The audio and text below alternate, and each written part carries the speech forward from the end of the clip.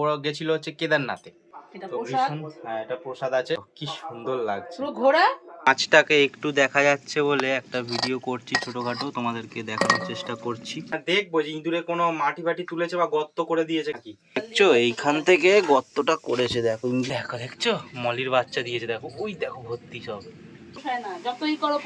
দেখো আমি মাকে বললাম যে মা তুমি চাটনি করো, মেন কথা লঙ্কা কেন দাও, দাও তো করতে হবে না, যাও যাও করতে হবে না, যাও। আমফান হয়েছিল, আমি আর বাবা 105 কিলোমিটার বেগে ঝড় হচ্ছে, আমি আর বাবা টালির চালের ওপরে টালিগুলোকে বাঁধছি। পাড়াতে না কিছু বড় লোক, অহংকারী লোক থাকে যাদের মাটিতে পা পড়ে না, তারাও আমফানের সময়তে গঙ্গাতে স্নান করছে। দাঁড়াও, কি বাবা উত্তম দাসের কি কমিক বলছে আমাকে। আয়নায় দাগ লাগিয়েছে, সে আবার কি আয়নায় দাগ লাগিয়েছে, আয়নায় কি দাগ লাগে? আজকের ব্লগটা শুরু করছি মহাদেবকে নিয়ে।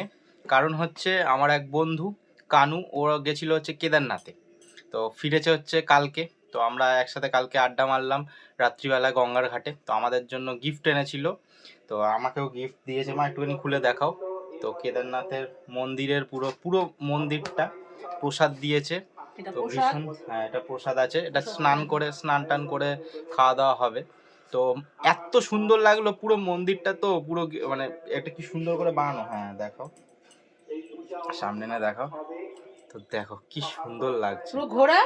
হ্যাঁ সব দিকটা দেখা পুরো, হ্যাঁ ঘোরাচ্ছেই তো, পুরো মন্দিরটাকে ছোট্টর উপরে করেছে। দারুণ সুন্দর লাগে যখন দিচ্ছে, মানে হ্যাঁ কাঠের টাইপ, কাঠ দিয়েই, মানে কাঠ বলতে ওই যেমন প্লাই টাইপের হয়, বা সে যেটা দিয়েই হোক না কেন মেটেরিয়ালটা, কিন্তু মনে হচ্ছে না সত্যি একটা বাড়িতে আমাদের মহাদেব থাকছে। মানে একটা সবারই যারা মহাদেবকে ভালোবাসো, তা কেদারনাথটা তাদের কাছে সব একটা মনে আলাদা জায়গাতে আছে।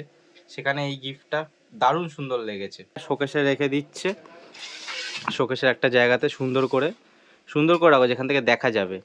ঠিক আছে, আপাতত নয়তো এখন রাখো, পরে ওটাকে এ করে রাখবে খুনি। না না, রাখছি যখন সামনেই রাখবো।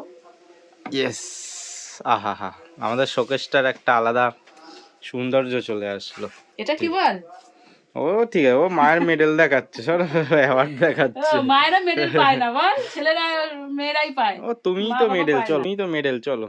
আগের দিন তোমাদের বলেছিলাম চুল কাটতে যাচ্ছি, তো দেখো চুল টুল কেটে এসেছি। হ্যাঁ বেশি ছোট ছোট করিনি। মা বাচ্চা এখন হচ্ছে পোস্ত, এইটুকুনি পোস্ত তো মিক্সিতে তো বাটা যাবে না, সেই জন্যই শিলে, আমাদের শিলের এখন বেশি কাজ হয় না, এই পোস্ত বাটতেই কাজে লাগে। এইটুকুনি পোস্ত মিক্সিতে বাটলে পুরো লেগে যাবে, আর হয় না, মানে বাটাটা মানে মিহি হয় না, সে খচা খচাই থেকে যায়। কালকে যে মাছটা অ্যাকোরিয়ামে ছাড়লাম, ওটা তোমাদের আজকে দেখাবো, দেখানোর চেষ্টা করব।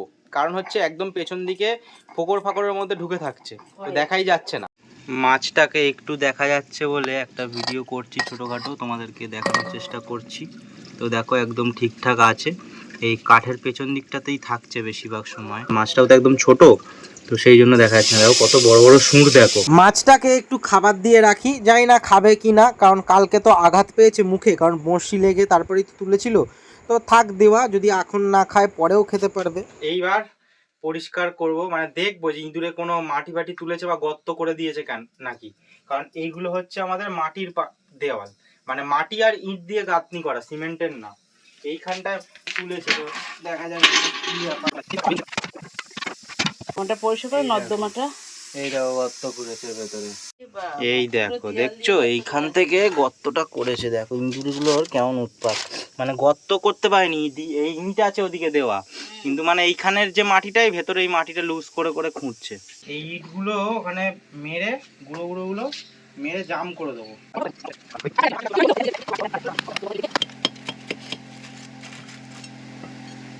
আজকে একটু ফিশ পন্ডে জল দিলাম, মানে জল ভরলাম, জলটা মানে কমেনি। ফিশ পন্ডের যেখানে জল থাকে ওখানেই থাকে, খুব একটা মরে যায় না। কিন্তু জল ভরতে গিয়ে কি দেখলাম সেটা দেখাচ্ছি তোমাদের। প্রথমেই আমার এই যে ফোল্ডিং গেট, তো যেটা বানিয়েছিলাম, দেখো এরকম টানলেই টুই টুই টুই টুই টুই টুই টুই টুই, দেখো কি সুন্দর ফোল্ডিং হয়ে গেল গেটটা। তো এইবার দেখাচ্ছি, দাঁড়াও মা আসছি, আমি একটু দাঁড়াও আসছি। তো দেখো খাওয়ার জন্য কেমন করছে, দেখো দেখো খাওয়ার জন্য সব কটা এসছে সামনে, ঠিক আছে, কিন্তু না না যাবে না, কিন্তু এদেরকে তো তোমরা দেখো, আর এদেরকে দেখানোর জন্য আমি আসিনি। দেখো এই দেখো, দেখছো মলির বাচ্চা দিয়েছে, দেখো ওই দেখো ভর্তি সব মলির বাচ্চা দিয়েছে। আর দেখো ওই ওই ওই প্ল্যাটিগুলোর, এই দেখো, এই দেখো, ওই দেখো ভেতরে ভেতরে। যে কোনো মাছই হোক, মলি হোক, মানে ছোট কম দামি মলি মাছ হোক বা দামি মাছ হোক না কেন, মাছ যদি বাচ্চা দেয় না, একটা আলাদাভাবে সুন্দর আনন্দ লাগে। মানে যেই জিনিসটাই পোষো না কেন, যদি মাছ পাখি যাই হোক না কেন, যে যেরকমটাই পোষো। মা আবার কেন ডাকছে জানি না, তো দেখি কি জন্য ডাকছে। কি হয়েছে, এটা কি প্রবলেম তোমার? এই যে চাটনি করি, তুই বলিস ফোড়ন বল, কড়াই তেল দিয়েছি। এই যে আমি যা না কি দেবো বলো, আমি সেই বুঝে করবো, নাহলে তোমাদের পোষায় না, যতই করো পোষাচ্ছে না। দেখো, আমি মাকে বললাম যে মা তুমি চাটনি করো, মেন কথা লঙ্কা কেন দাও, অল্প দাও তাহলে ছিঁড়ে একটুখানি। আর সর্ষে বা পাঁচ ফোড়ন ফোড়ন দেয় কিনা? আরে বাবা, অল্প করে দিতে হয়। তুমি যদি একটা চাটনি খাই, যদি একটা 15-20 টাকা করে মেথি পাই, না না আমি যাই না, যাও এখান থেকে, দাও তো করতে হবে না, যাও করতে হবে না, যাও ওখান থেকে। এগুলো কোনো কথা হলো বলো? আমি বলেছি বলে আমি বলবো আমি চাটনি করতে পারি, এগুলো কোনো কথা হলো? না আমি যাবো না, না আমি পারবো না, যাও। রগরের জিনিস করবে, মানে রগরের জিনিসের ভেতরে হয়েছে। তোলো এটাকে তোলো, বড়টাকে তোলো, আর বেরোতে পারবে না। উই উই উই লাভ, দেখো ওর মধ্যে ঢুকে গেছে, দেখো। হ্যাঁ, লাভ মারছে বেটা, ছেড়ে দিয়ে আসবো বাইরে, লাভ মেরে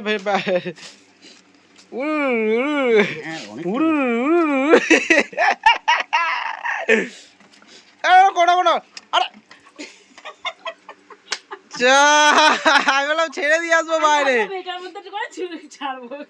তোমার বুদ্ধি দেখো মায়ের।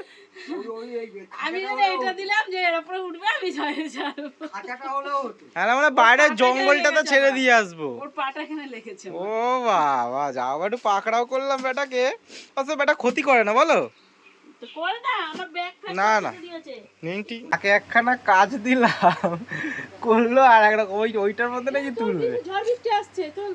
আর দেখো আকাশের অবস্থা, রুমেলা না রুমাল আসতে চলেছে। ও বৃষ্টি শুরু হয়ে গেছে, বৃষ্টি দেখো বড় বড় ফোঁটা পড়ছে, পুরো কালো হয়ে এসছে, এক্ষুনি ঝড় বৃষ্টি উঠতে পারে। আমরা খাওয়া দাওয়াটা সেরে নিই, তার আগে তোমাদের কিছু কথা আমি বলি। এই যে ঝড় আসছে, এইটা কিন্তু আমরা একদমই চাই না। মানে ধরো আমাদের যে কাঁচা বাড়ি বলতে হচ্ছে ছাদ নেই, টালির বাড়ি, তো ঝড় হলে বহুত বিপদ হয়, টালি ফালি উড়িয়ে নিয়ে চলে যেতে পারে, মানে অনেক ক্ষয়ক্ষতি হওয়ার সম্ভাবনা আছে। যাদের তোমাদের পাকা বাড়ি আছে তাদের কোনো অসুবিধা নেই, তাদের কোনো ভয় নেই, কিন্তু ঝড়ের, আর আমাদের যেহেতু একদম গঙ্গার ধারে বাড়ি, ওই জন্য অনেক কিছুতে অসুবিধা হয়। এর আগে যখন আমফান হয়েছিল, আমি আর বাবা 105 কিলোমিটার বেগে ঝড় হচ্ছে, আমি আর বাবা টালির চালের ওপরে টালিগুলোকে বাঁধছি, তো সেই দিনটা একটা আলাদা দিন গেছিলো। সেই জিনিসটাও তোমাদের কাছে ভাবলাম শেয়ার করি, যেহেতু ঝড় আসতে চলেছে বড়। ভাবো 105 কিলোমিটার আর এক বাঁশ বাঁধছি যাতে টালিগুলো না উড়িয়ে চলে যায়। আমি আর বাবা, মুষলধারে বৃষ্টি হচ্ছে, প্লাস্টিক দেওয়া রয়েছে চালের ওপরে, প্লাস্টিক তো উড়িয়ে ছিঁড়ে পুরো দিয়েছে তার মধ্যে, আর টালিগুলো মানে উঠে যাচ্ছে, মানে হালকা হালকা উঠে যাচ্ছে। আমি আর বাবা লম্বা করে বাঁশ দিয়ে টানা দিচ্ছি, তখন তার আগে টানা দেওয়া ছিল না। ওই মুষলধারে বৃষ্টি, তার মধ্যে মানে যখন তখন বিপদ হতে পারে, তাও কি করব। তারপরে সারা রাত্রি তো বৃষ্টি হয়েছে, কারেন্ট অফটা একটু দেরিতে হয়েছিল, আমাদের এখানে তার ছিঁড়ে যায়নি বলে আমরা বিছনার ওপরে ছাতা খাটিয়েছিলাম, মানে ছাতা ধরে রয়েছিলাম, মানে এত জল পড়ছে, মানে যেদিক দিয়ে ইচ্ছা জল আসছে, জল পড়ছে। তো তোমাদের কারোর কি ইনসিডেন্ট হয়েছে আমাকে বলতে পারো। বাবা আর মা খাচ্ছে যাচ্ছে, তো তারাও কিছু বলতে চাইছিল, তখন বলছিল, কি বলছো বাবা? আমফানে ভয় পাইনি, আর এই ঝড় না, আমফান আমাদের এখানে 105 কিলোমিটার বেগে হয়েছিল, আর প্রপার কলকাতায় হয়েছিল 110-15 কিলোমিটার। এবার এটা বলছে দক্ষিণ 24 পরগনায় 120 কিলোমিটার বেগে হতে পারে, আর আছড়ে পড়বে হচ্ছে সুন্দরবনের দিকে 130 কিলোমিটার। এবার সেটা তার মানে তো এখানে বেশি। এবার আমফানের মতন আর ঝড় হবে না, কারণ আমফান ঝড় সব থেকে ঝড় হয় কি 15-20 মিনিট ধরে, আর ঝড় এই সব হয় এই ঝড়। আর আমফান হয়েছিল 12-13 ঘন্টা ধরে ঝড় বৃষ্টি। আমফানের পরে সবার জীবনে এক একটা ছোট ছোট ঘটনা হয়েছে, যেমন আমাদের যে ঘটনাটা বললাম, তোমাদের বাড়ির একরকম ঘটনা হয়েছে, কিন্তু মজার যে কথাটা, এটা তোমরাও মিল পাবে।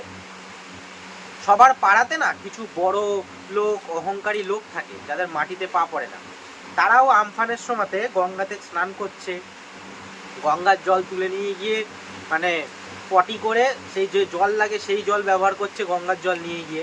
তাদের অহংকারে পা পড়তো না, তারা বলতো গঙ্গার জলে আবার চান করি সেই নোংরা জলের মধ্যে, হ্যাঁ এরকম এরকম ব্যাপার বলতো। তারাই গঙ্গার জল তুলে নিয়ে যাচ্ছে, গঙ্গার জলে স্নান করছে, চাপাকল দেখছে কোথায় আছে, চাপাকল থেকে জল তুলে নিয়ে এসে জল খাচ্ছে, কারণ কারেন্ট নেই সব জায়গাতে, জেনারেটরও পাচ্ছে না। তো যাই হোক, অহংকারটা করতে নেই। এই টবগুলোকে তো রাস্তার সাইডে রেখেছিলাম, কিন্তু আমাদের যে মনসা মণ্ডপ আছে তার রাস্তার মধ্যিখানে ছিল, মায়ের যেতে অসুবিধা হচ্ছিল, পুজো করতে অসুবিধা হচ্ছিল, তাই ভাবলাম একটু সাইড করে দিই। আর এখানটাতেও দেখবো যে কেমন গ্রোথ হয়ে গেছে, আলো পাবে ভালো এখানে। বাবা উত্তম দাসের কি কমিক বলছে আমাকে, আমি বাবাকে একটুখানি বাবার সাথে খিল্লি করছিলাম, বলে কি হয়েছে বলো বন্ধুগণ। বন্ধুগণ বন্ধুগণ, হ্যাঁ সুসংবাদ সুসংবাদ, হুম, আয়নায় দাগ লাগিয়েছে, আয়নায় দাগ লাগিয়েছে। এটা কি? আয়নায় দাগ লাগিয়েছে, সবাই ভাবছে যে আয়নায় দাগ লাগিয়েছে। সে আবার কি? আয়নায় দাগ লাগিয়েছে, আয়নায় কি দাগ লাগে?